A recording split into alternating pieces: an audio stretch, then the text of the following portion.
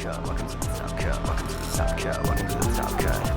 Top cut. Welcome to the top cut. Welcome to the top cut. Welcome to the top cut. Today's episode is brought to you by Gem Accessories. Gem Accessories is one of the leading accessory manufacturers within the trading card game space.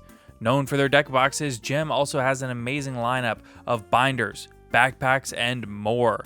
Some of our personal favorites include the new KLRZ Icons deck boxes, the Secrets binder, and the Jaguar and Puma backpacks. But don't just take it from us, check out some of these reviews on screen. For all of these amazing products and more, be sure to check out Gem Accessories using the link in the description down below or on Twitter at XGemAccessories. Again, the description down below or on Twitter at XGemAccessories. Hello, everybody, and welcome into today's episode of the Top Cut Yu-Gi-Oh! Podcast. My name, of course, is Sunny. I'm here with my co-host, Caleb. Hello! And if you are one of those people that skipped over the intro, do you know who you are? Be sure to check out the Dragon Shield affiliate link down below. Be sure to check out the Millennium Threads link down below. You code TOPCUT10 for 10% off. And check out our TCG Player affiliate link down below, as well as the Gem Accessories link down below to, of course, get all of your favorite and best looking deck boxes and backpacks and binders and more. With that said, let's go ahead and talk about some patron names. Woo. So, I don't know if I should call these patron names or patronizing names at this point, but anyway. Born a los dos. Right. Please don't be too patronizing, though. A huge thank you to, of course, Cam Yang, Top Crutch, Trouble Sunny, and Caleb, Austin Johnson, Kane Martin, Marshawn Jones, Zyphorus, Yeet the Feet, AD, Ash Blossom, and No Joy.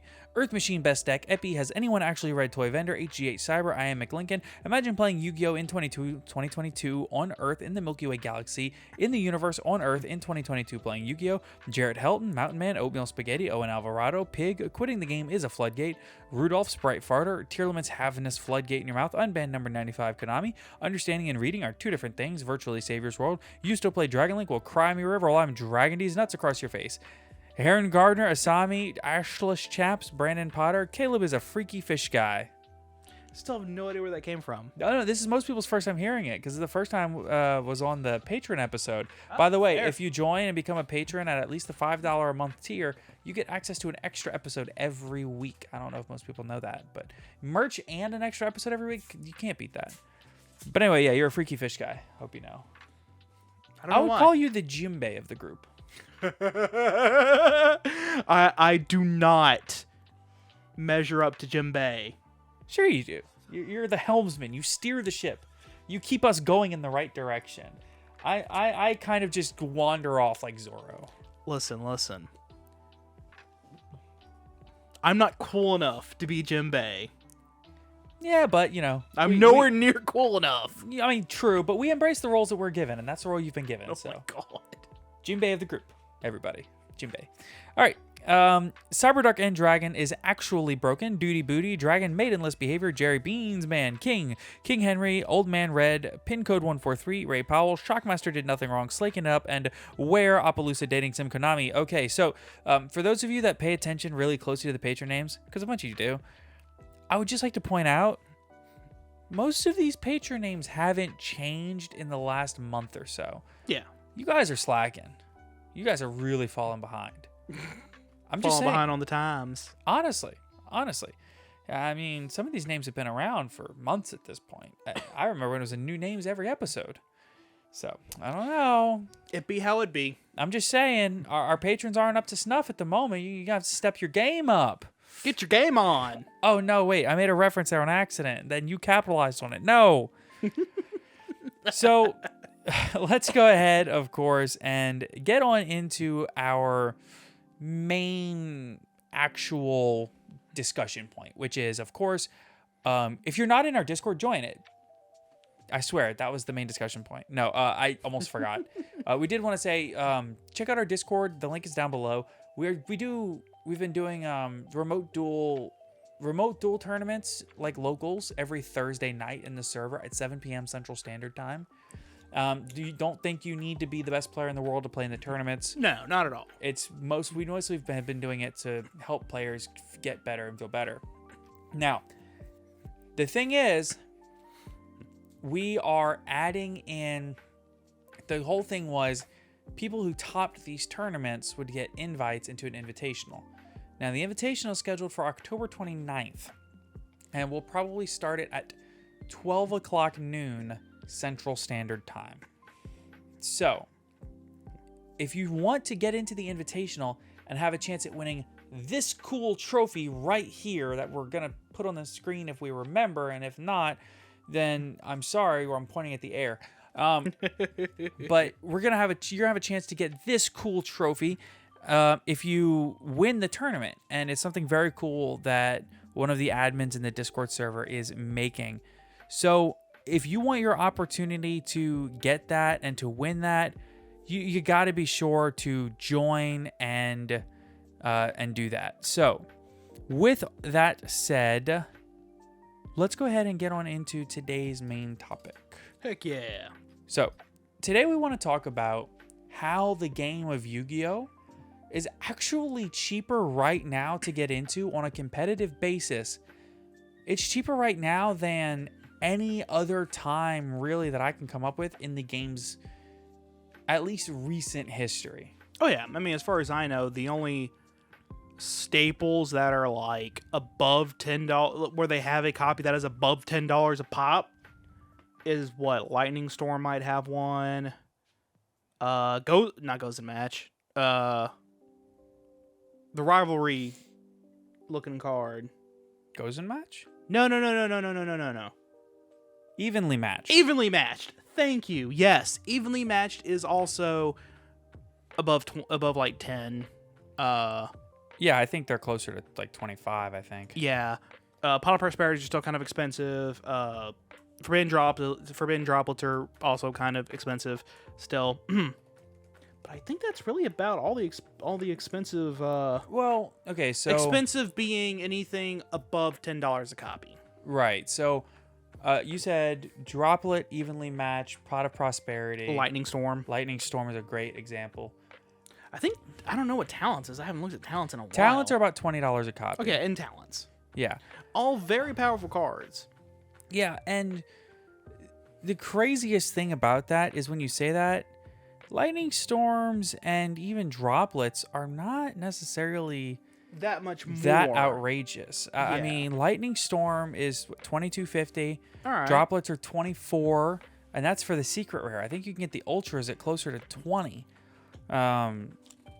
Well, 24, yeah. Yeah, which for some people is still above their budget. But it's within reason. Yeah. It's definitely within the realm of possibility at this point to even get one copy. I would say that the more expensive cards that people would really have to worry about are something like Access Code Talker. Yeah, Pot of Prosperity, which are still what, 40? Yeah, Prosperities are still 40. Access Code Talker, the secret is still like $90. Yeah. And the gold rare is like $50.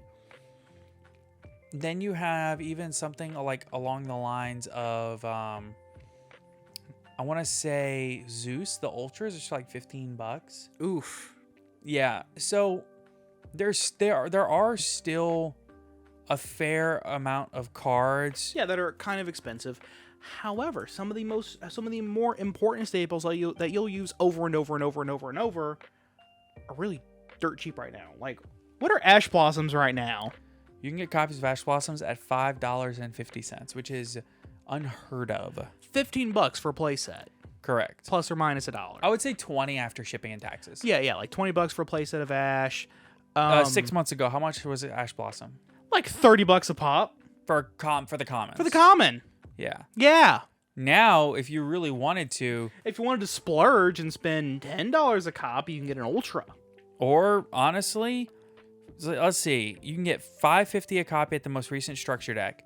You can spend $8 to $10 to get ultra rares, or if you order out of the most recent tins, you can get secrets for about $12. Yeah, so that's $40 after shipping. And the new Prismatic Secret Ash looks really good. Oh yeah. Even something like Nibiru. Now, Nibiru might be on that line of like... Nibiru's definitely... I forgot. It was in the tins. It's a $2 card. Yeah. Okay, so like, the thing about Nibiru, though, is it's definitely one of those cards you want to go ahead and pick up now while they're dirt cheap. because it's going to come in and out of the format over and over and over and over. Yeah, okay. Well, let's realistically, we can make like a quick hit list, right? Fair enough.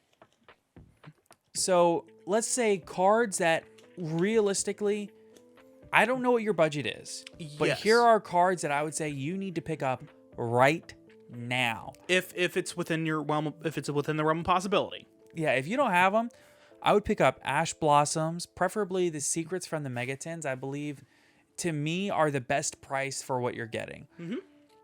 I would pick up Ghost Bell. Yeah. Ghost Bell is a great card. It's like $250 out of the tins for the secrets. Ghost Ogre, same thing, like $250 for secrets out of the tins.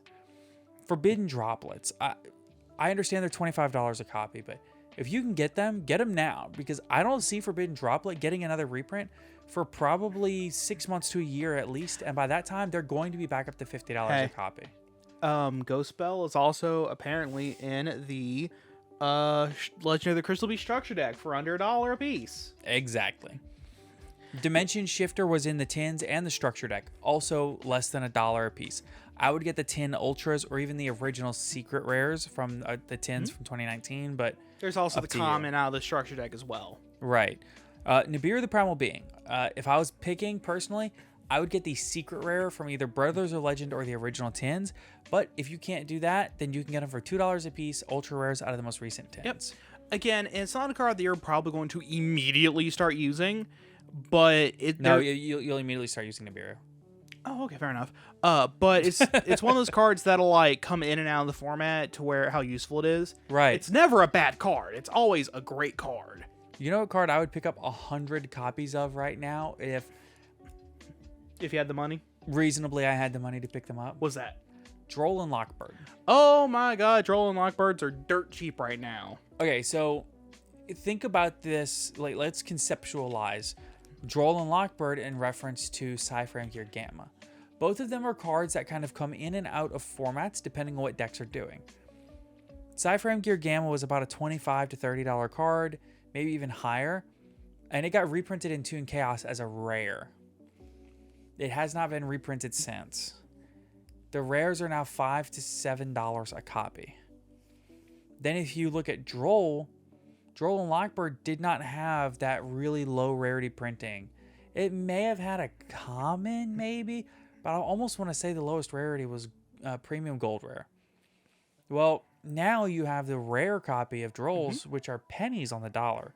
I want to say Droll rares are somewhere in the neighborhood of couple bucks, $1 or less. Yeah, they're very cheap. Yeah, I think over time those are going to go up to probably $5 or $6 a copy. Near mint Cyframe Gear Gammas, by the way, are $5 a piece. Yeah, for a rare. That being said, though, the Premium Gold and the and the Extreme Force Supers aren't that much more expensive. They're only $1 or $2 more dollars above that. Oh, really? Yeah, but then above that you have technically the highest rarity within realm of possibility of a normal individual getting, which are about $18 a copy. And then that's the ultras. Yeah, then there's the collector rare. You don't want to know how much those are. I will say this.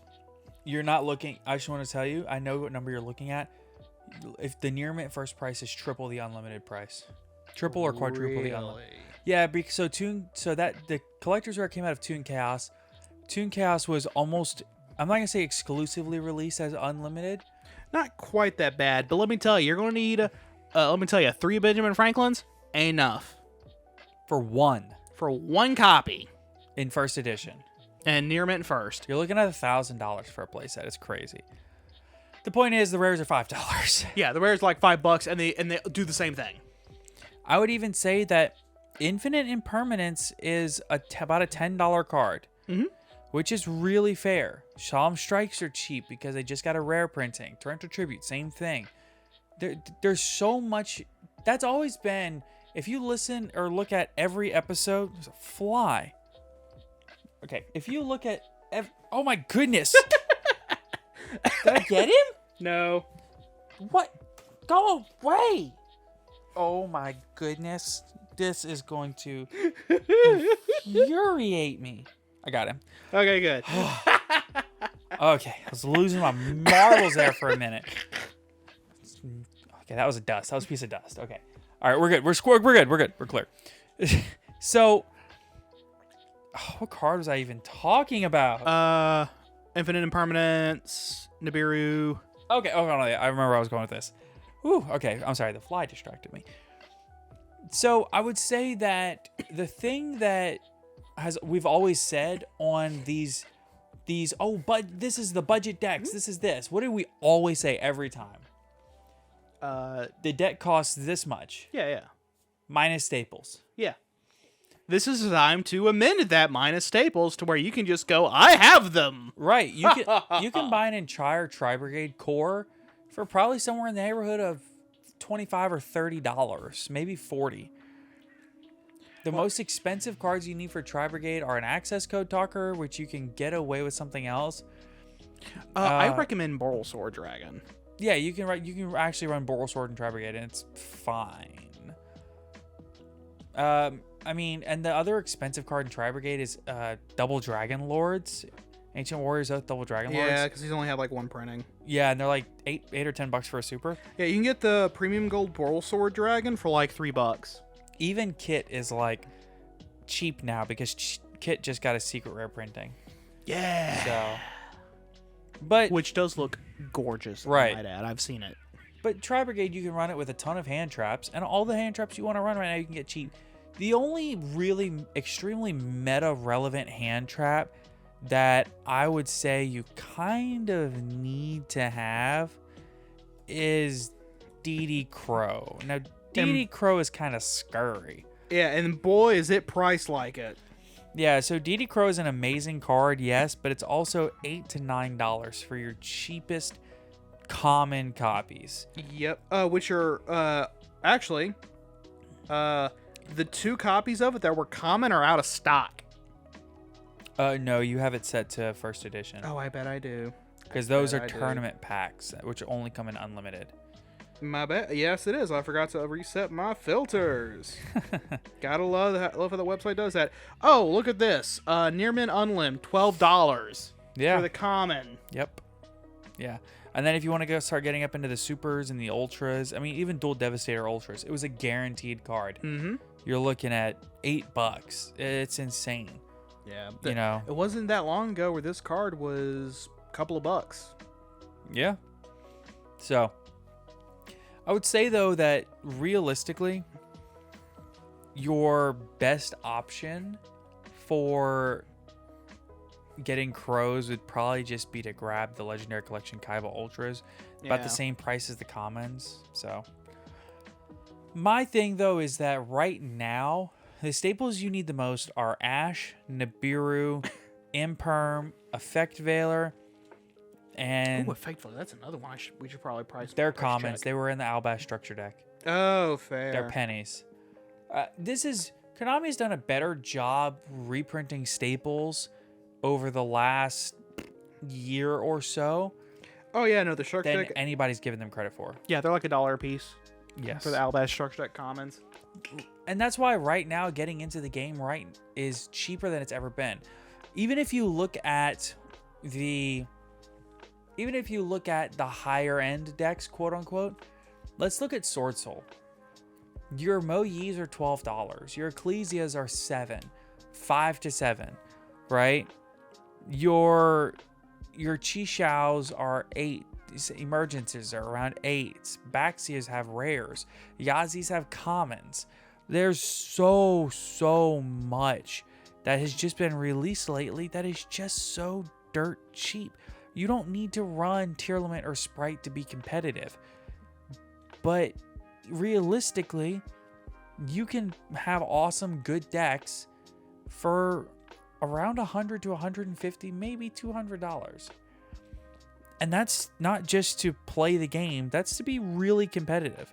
Ecclesias are $4. Even cards like Small World. Small World is $2. Yep, really good card. If your deck can actually run it, it's easily one of the best cards in the game. Yeah. I never even finished my list of cards that I would be looking to get right now. Yeah.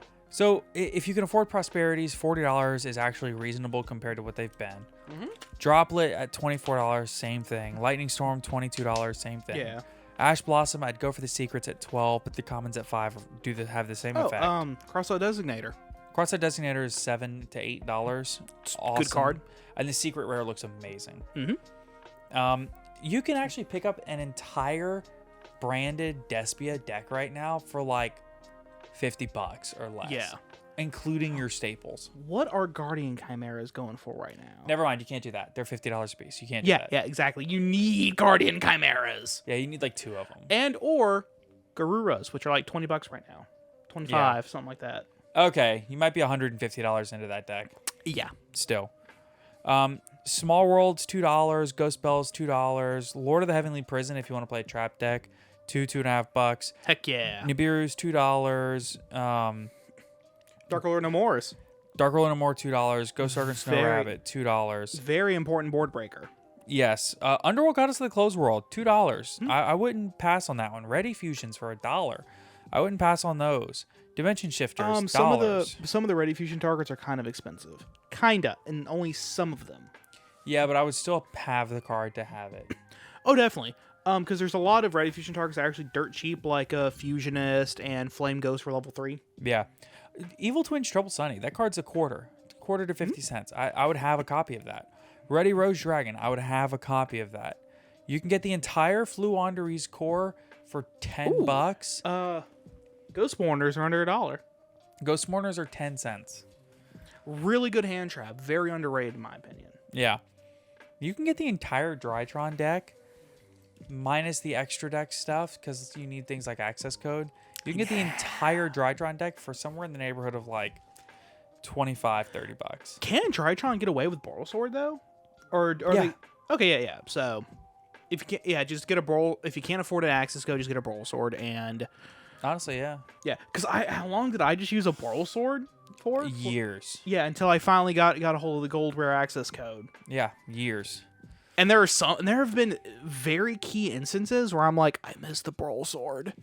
I would argue that in Sprite, Boral Sword is actually a better card. Really? Yeah, because it allows you to go in with IP Masquerena and another monster, because Boral Sword is 2+ effect monsters, right? He's 3+. Okay, well, even so, I'd still say that's better, because sometimes it's a lot easier to do that than it is to go into a Link 3 and then an access code. Yeah, just go straight into Boral. Funniest thing I've ever done was I made a Boral Sword, couldn't kill, passed. My opponent made something bigger than Boral Sword, and then declared an attack. I went effective Boral Sword, swapped the monster to defense mode. Yeah. And they just kind of stared at me. It's like, you can't do that. Yeah, I can. Can you really? Yes, it says during the battle phase you can switch. You can target one face of card on the field, switch its battle position, and then Boral Sword can attack a second time. I feel like you're wrong, but I don't really have a way to prove you wrong other than pulling the card up, which I don't feel like doing. Fair enough. But yeah, no, I've done that before. But usually what I'll end up doing is like attacking with one monster, attacking with Boral Sword into a big monster so I can get the extra attack. Yeah. Effect, flip that other monster, my other monster defense mode, attack direct for game. Yeah. That's how you're supposed to do it. At the end of the day, what we're trying to express is right now is a great time to get into Yu-Gi-Oh! Get some cheap staples. Yeah, and a lot of people there's a lot of people leaving the game right now because a lot of people have not great, well, I'm not gonna say not great. A lot of people have very valid criticisms of the format. And then there's also the issue of December. Yeah, a lot of people don't like the issue of the Ishizu cards, which are coming soon. Mm-hmm. Which I get. That's fair criticism all around. It really is. So, if you don't feel like messing with the Ishizu stuff, I'd still go ahead but you plan on getting into the game, I still recommend you pick up the stuff now while it's cheap, because everyone's trying to, be like, I'm going to step back from this for a little bit. Mm-hmm. Get it now while it's cheap, and then, come in when you feel like you're comfortable, and there isn't the Ishizu stuff on the horizon, which is just going to absolutely break tier limit. I would say that if I would say that if we, if you're not really necessarily interested in playing the game over the next few months, but maybe you're thinking about playing the game come January, February, maybe after the next ban list, wait till Mystic Mind's banned. I get it. Yeah. I'd still go ahead and pick the stuff up now. Right. Now it's dirt cheap. Exactly. Now is the best time to pick these things up. When this structure deck goes out of print, those Ash Blossoms, they're shooting right back up to that $20 mark. Oh, yeah. That being said, unless they get announced in the Trap Trick structure deck. Yeah. That being said, now that I'm thinking about it, I actually don't think it's going to be a tier 0 format, but it's going to be very much a case of can your deck handle Ishizu tier limit. Right. And I have a cheat code. It's called the Abyss Dweller. Oh, true. Which it puts them on. They have the Imperm or the Droplet. I got Dropleted for my whole career at YCS Niagara. Yeah, if your deck can make Abyss Dweller, and you're going up against Ishizu tier limit, it puts them on. They either have the Imperm and or Droplet, or they just lose. Yep. That's it. Yep. You can also do the same thing with Ghost Bell. Also, kind of can shut them out. Ghost Bell and DD Crow are probably your best bets. Oh, Skullmeister. Skullmeister's solid. Yeah, Skullmeister's also a very good card. Very cheap. Skullmeister's another one that I would pick copies up, and Ally of Justice Cycle Reader. Yeah. My issue in particular with Skullmeisters is that sometimes they hit 2 or 3 names off their mills. You can only and get they one. Chain block them. Yeah. Yeah. Well, they had that exact same issue with Ghost Bell too. Yeah.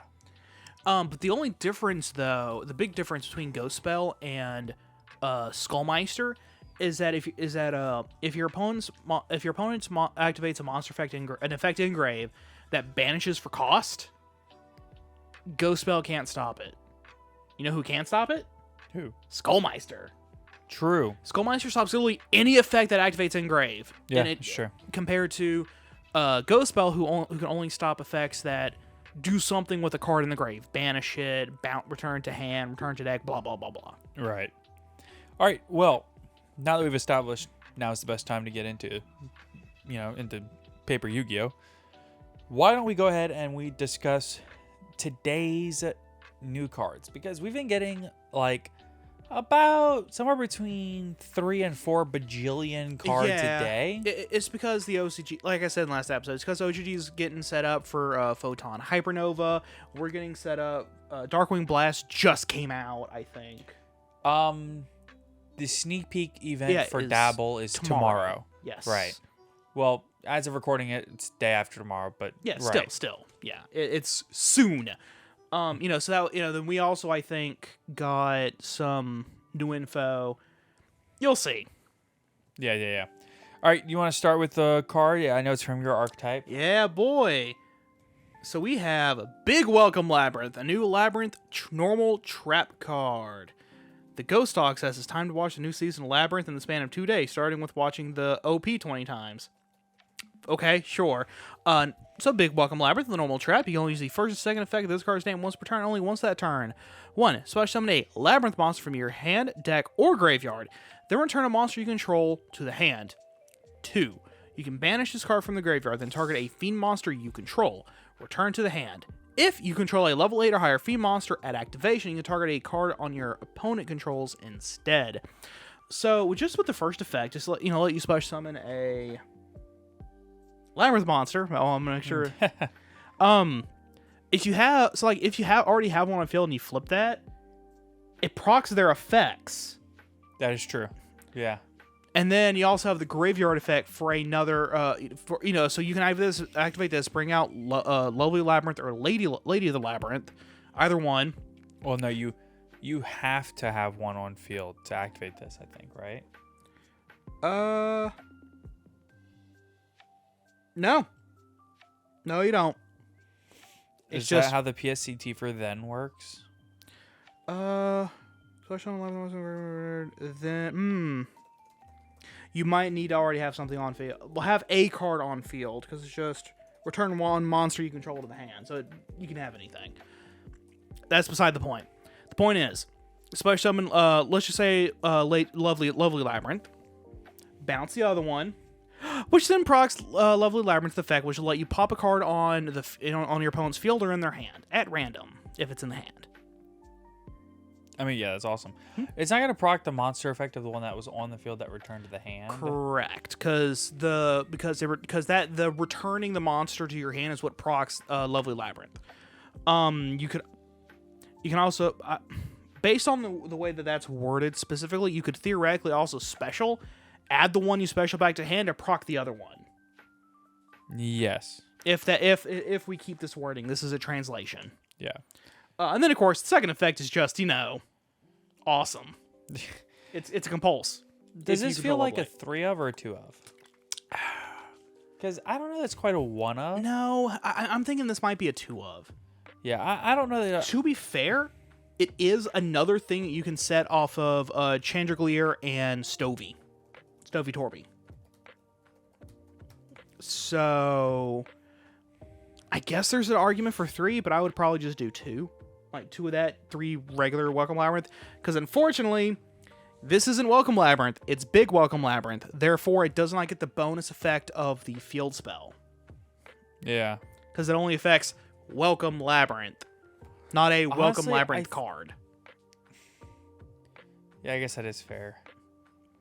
Because it specifically names Welcome Labyrinth. It's kind of like how the reason why it's kind of like how you can, like, Dark Magician Girl does not gain an attack boost because the Dark Magicians is in the grave. Right. Because it's not the Dark Magician, it's the Dark Magicians. Right. All right, so it matters. Next we have Sky Striker Ace cards. There's there's a ton of new Sky Striker cards that, well, okay, hold on, wait, let me back up. There's a ton of Sky Striker card reprints that have been announced for the OCG. But with that, there's also going to be a reprint, or I'm sorry, a new card called Red Arrows. Which looks really cool. It really does. It's a normal spell card. You can only activate 1 card with this card's name per turn. 1, target up to 2 face-up monsters in the extra monster zone. Banish them until the end phase. So it's not really a specifically Sky Striker card. It's not. It's a generic card, but featuring Sky Strikers. Yeah. The only issue is that the card sucks. Yeah. However, I will say that the alternate art of Shizuku, awesome. Ooh, it's so cool. It's very nice. Oh man, it's good. That's very nice. I love it. Hits me right in that Gundam Cross Sailor Moon feels. That is kind of what it is, isn't it? Hmm? All right. Next we have Lindworm the Hammer Dragon.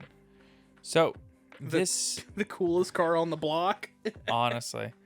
So this is a level 8 Dark Winged Beast fusion effect monster with 2500 attack and 2000 defense. Materials are 1 Fallen of Albaz and 1 Beast Warrior or Winged Beast monster. You can only use the first and second effect of this card's name each once per turn. 1, when a fusion exceeds Synchro or Link monster activates an effect, you can negate that activation, then you can return 1 monster on the field to the owner's hand. 2, during your opponent's turn, if this card is in your graveyard, quick effect. You can target 1 Fallen of Albaz in your graveyard. Between that target and this card, special summon 1 and banish the other. That's the first time I think I've ever seen between that target, effect. Yeah. That's the first time I've ever seen that. That's crazy. You can banish the Fallen Albaz, special it, or banish it and special the Albaz. Yes. You can just do whatever you feel like it. So, fun fact, a Lindworm is a Central Northern European dragon associated as being a serpent of sorts or sort of serpent. Also, this card's name refers to a gun's percussion hammer, but we can only use one word since patterns. Interesting. I think it is anyway. No. You don't need a monster on field to activate Big Welcome Labyrinth. Oh. According to the judges in our server. Based on the wording, you would not. Correct. Which would still proc the field spell, Stovey Torby, and Chandraglier Engrave. Yes. which is still pretty ballin', actually. So it's literally just No. special summon one from the deck. And then return to your hand.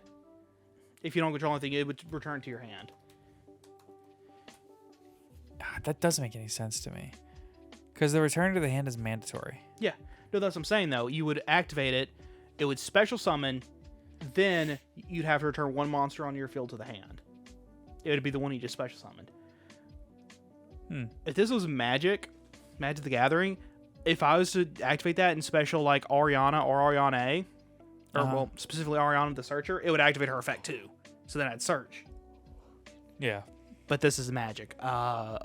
Based on my knowledge, I would say no, because it would hit the field and immediately leave. But she isn't a win effect. She is an F effect. I don't know. Yeah, that's something I'll have to look into more in depth. Really would have to wait for the actual English text, not the translated one, because the translated one's kind of a guess as to what it would actually be. Yeah, yeah. So yeah, It's interesting, though. We'll find out. Mhm. All right, next one's yours. all right. Let's see. Next up, we have Branded Inevitability. Ooh, normal trap.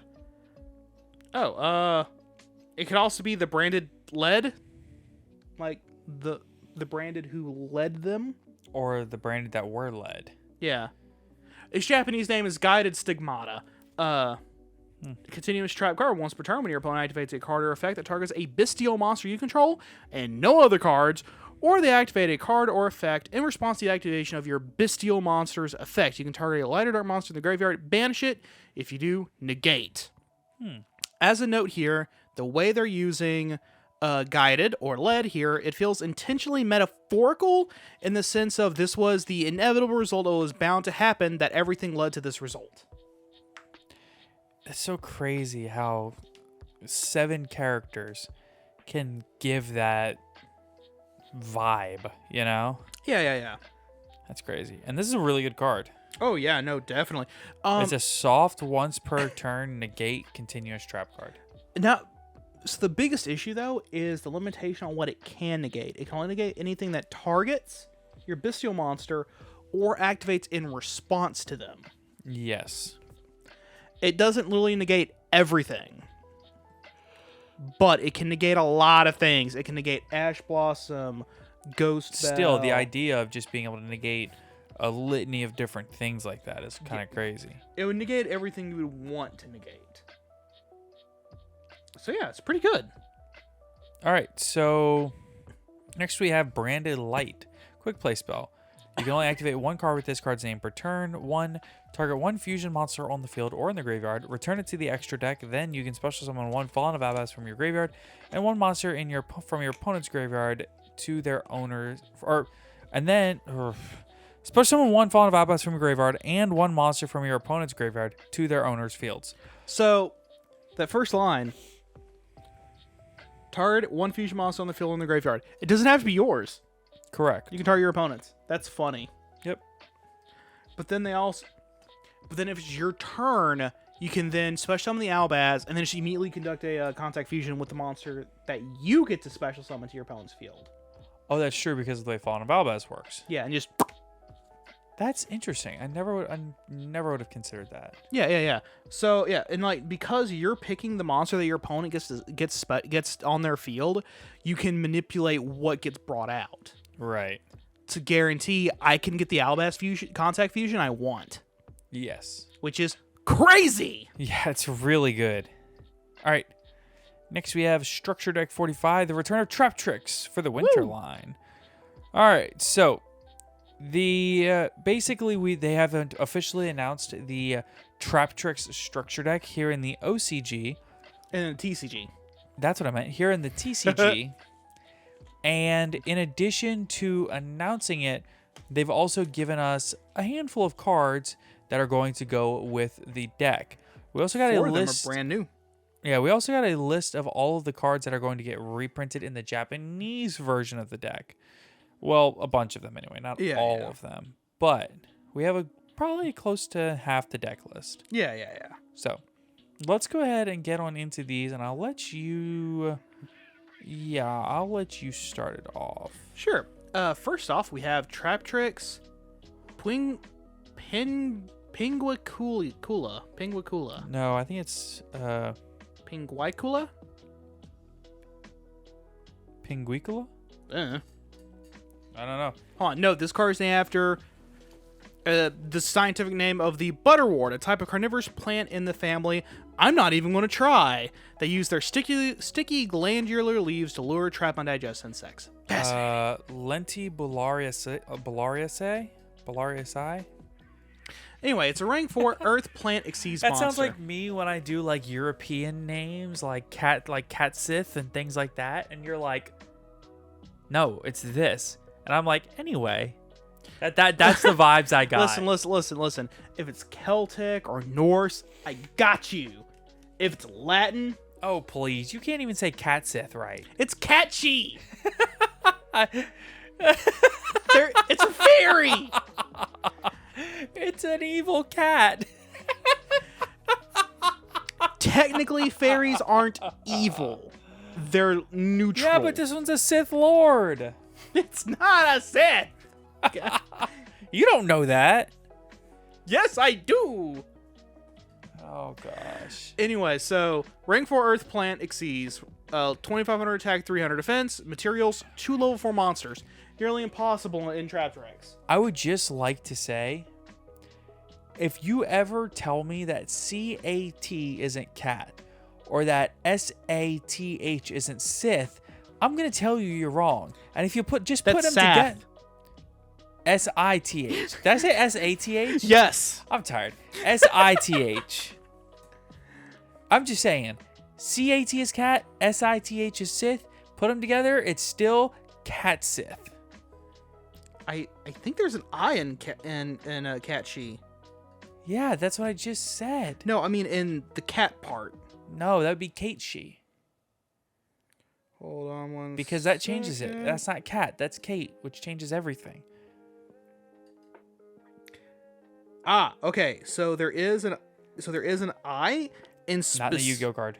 in specifically Final Fantasy VII's Catchy. So it's Kate Sith? No, it's Catch. His name is Catchy. His name is wrong. No, it's not. That's his name. You're allowed to be wrong. It's okay. I'm not wrong about this though. Caleb, I love and accept you either way. You're allowed to be wrong. It's okay. I'm not Caleb. wrong about this though. His name is Catchy. For all you know. Well, everyone knows it's. Can I read this dude's effect now? Do you accept that it's Cat Sith? It's not Catsith. It's Catchy.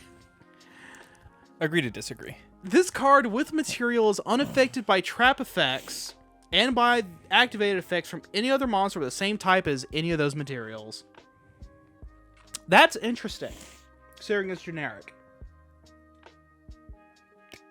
Yes. Next up, and then number 2, you can attach 1 material, add a Traptrix monster from your deck to your hand. Pretty solid. Lastly, if a monster that is owned by your opponent is sent to the graveyard or banished by a card effect, you can attach one of them to this card as material. Oh, that's funny. Wow. So basically, as you're moving your opponent's monsters with your trap holes, you're just attaching them, gaining immunity to their stuff. Yeah. That's funny. I love it. So, the next card. Sorry, I'm juggling a lot of things. Yeah, here. no, you're good. The next card. Oh wait, this is easy. Traptrix Arachnocampa. Yes, it's an easy one. At first I saw it and I was like, that's so many letters. Arachnocampa I can do. Okay. Level 4 Earth Insect Effect Monster. 1300 attack, 1500 defense. You can only use the first effect of this card's name once per turn. 1. During the main phase, if you control a Traptrix monster, quick effect, you can special summon this card from your hand. Also, you cannot special summon monsters from the extra deck for the rest of this turn except insect and plant monsters. 2. Yo, insect plant synchro. True. 2. Unaffected by the effects of whole normal traps. 3. The first time each set card in your spell and trap zone would be destroyed by card effect each turn, it is not destroyed. Hold on. Your Wow. opponent activates Lightning Storm or however you show the dust. You go, sure, chain. Honestly, dude, just unban Giant Trunade.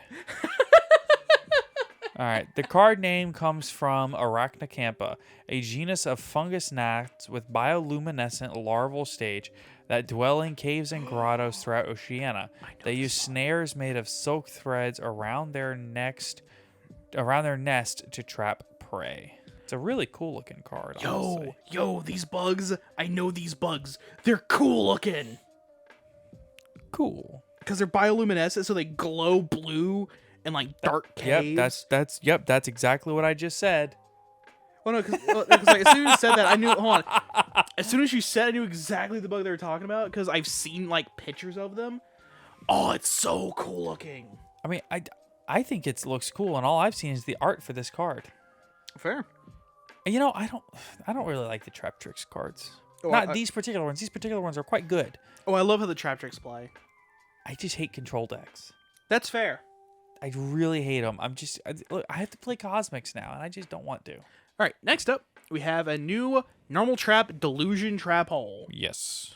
You can only activate one card with this card's name per turn. 1. If your opponent has special summoned a monster this turn, target a monster they control with 2,000 more attack.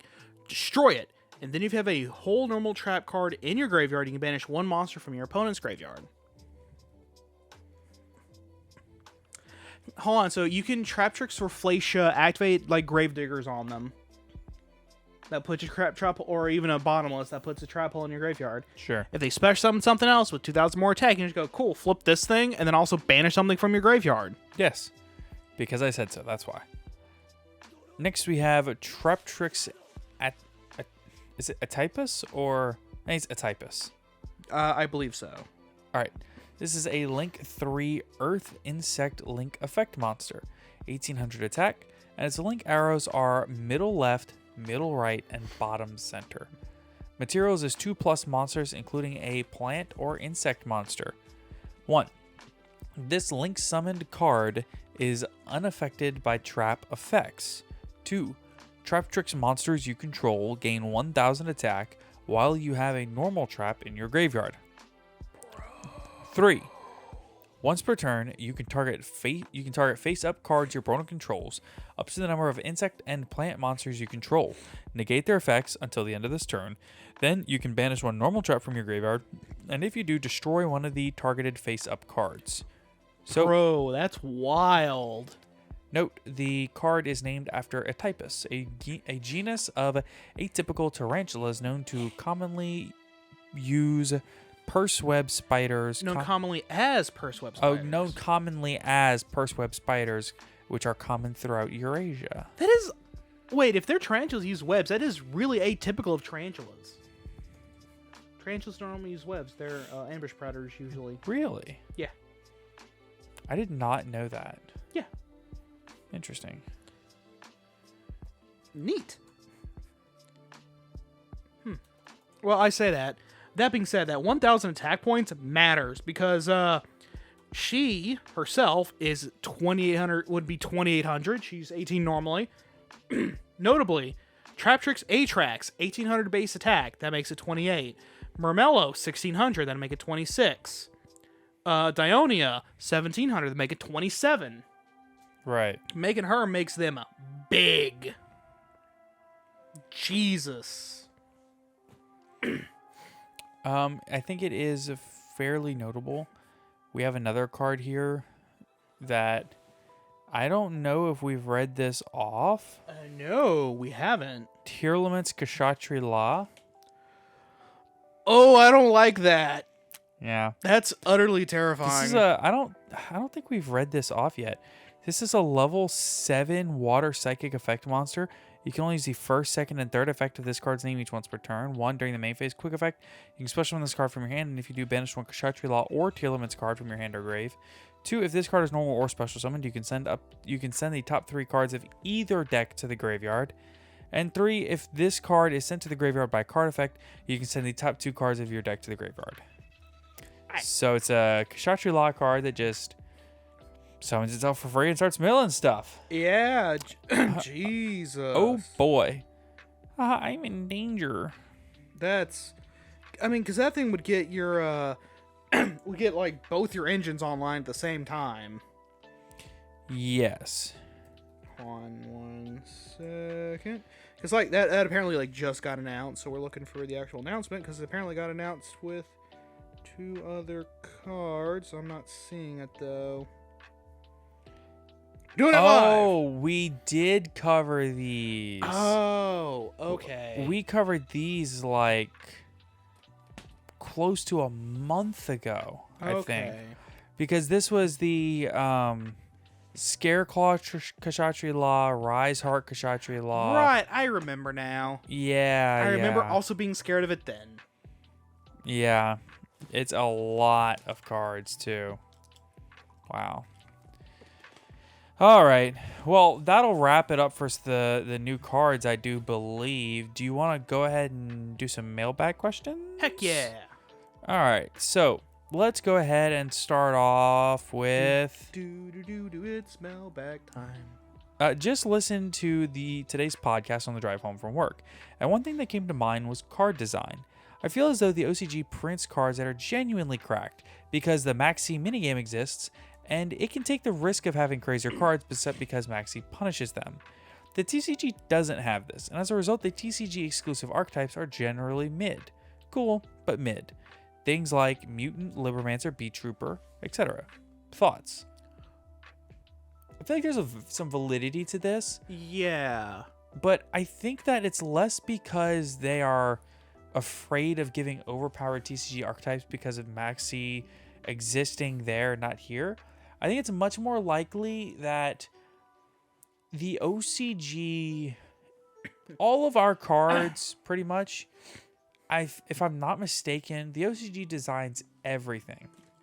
So yeah, if the OCG designs everything, then to me, it doesn't really seem to track that they have a ton of monetary reason to make the TCG exclusives good. Right, because the OCG exclusives, or the OCG cards that come out there first and then come here after, kind of define the meta. Right, they define what is good and what is not good. Yeah. So why would if you have cards that you can let get strong over there and get hyped up over there for 3 or 4 months? Yeah, I mean, in that case, why would they bother printing something broken and meta defining for the TCG when the OCG is not going to get it for 3 or 4 months, or longer next year? Yeah, right. Yeah, so, by that point, it's been power crept out. Right. I mean, we had Beat Trooper over here. It got second place at a YCS, which is fine, dandy, and cool. But by the time we got around to getting Beat Trooper in the OCG, it was a year later. It was over a year until they got Beat Trooper. Mm-hmm. So it just doesn't make sense to me to give the broken stuff over here. Plus, I think it causes a little bit of paranoia considering the cards that were TCG exclusives in the past.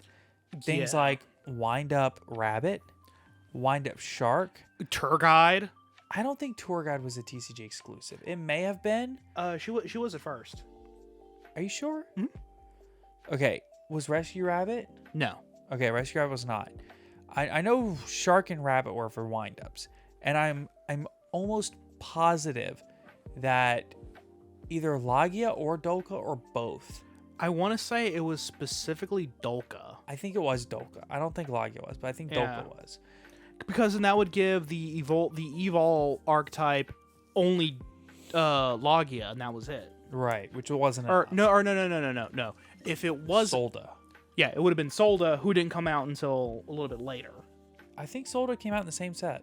Maybe. But it would have given him Solda, who was level 6. Which means, who's a rank 6. My bad. Right. Which means that there are literally only 2 of the Evolsars that you could run. Right. Because like half of them are level 6, the other half are level 4, and or are level 6 and can modulate to 4. Right. but there's no 4s that modulate to 6. It'd make the whole deck not functioning. So they needed a rank 4 and a rank 6, and I think they gave the TCG Dolka first. What are some decks that are this close to breaking the game, and what cards do those deck need? In my opinion, Sword Soul. Morphtronic FTK is this close. All Yeah. it needs is the Duke Devlin and the Shizu cards. Yep.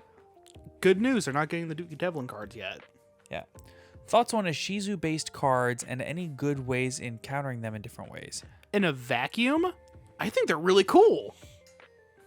In a vacuum. In practice, they're gonna suck. Not like they're bad cards. They're gonna suck to play In against. a bad way. Yeah, so they're gonna suck because they let the graveyard is basically like your second hand now, and they're gonna just let you have access to everything all at once, all of the time. So that's not cool. Now How to counter them? I would say Ash Blossom's a good card. Yeah, Ash Blossom, Ghost Spell's pretty good, Skullmeister. Abyss Dweller just ends them. Right. Make a Dweller, if they don't have an answer, they're done.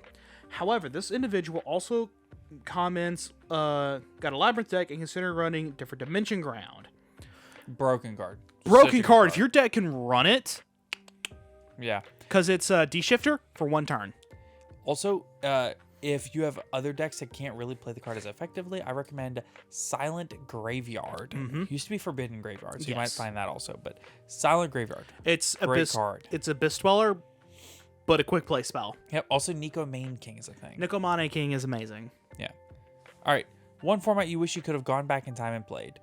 Honestly, I wish I really could have spent more time playing Hat at a competitive level. Yeah, same. Or even Edison. I think I would have done very well in Edison format at the time. Maybe. Especially with today's knowledge.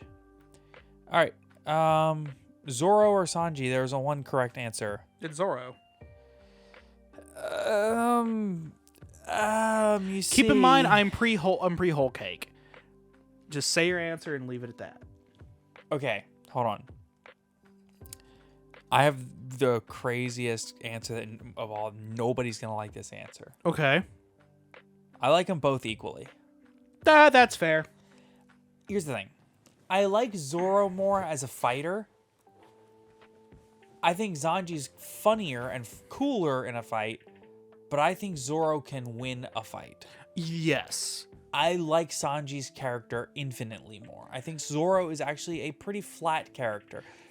Oh, At times. oh yeah, no. Like He has his moments as the best character in the series, such as, what do you mean? Nothing happened. Come on. That's iconic. Yeah. That plus his fight with Mihawk is also quite a good one. Back in, what was that? You mean his near murder by Mihawk? That's fair.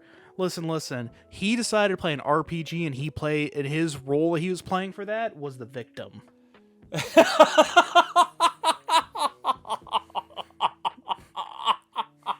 Have you really never heard that? No. There's a video of someone who's in the final boss fight of Elden Ring just doing front dodge rolls to yeah. dodge everything, and he's like, I thought this was an RPG. What role am I playing? The victim? Yeah, that's basically what Zoro did. But then outside of exactly when Zoro has a thing that is specifically for him, Yeah. he's very two-dimensional. It's very much, I am a great swordsman. That's it. Yeah. Oh, also, I on think- occasion, I get lost easily. Dude, did you see the new One Piece video game that they're coming out with? Yes, I did. I love that attention to detail. Zoro doesn't have a mini map. Everyone else does. Zoro doesn't have a mini map in the open world, which is amazing. And no one and what I love about the show is that it didn't point it out.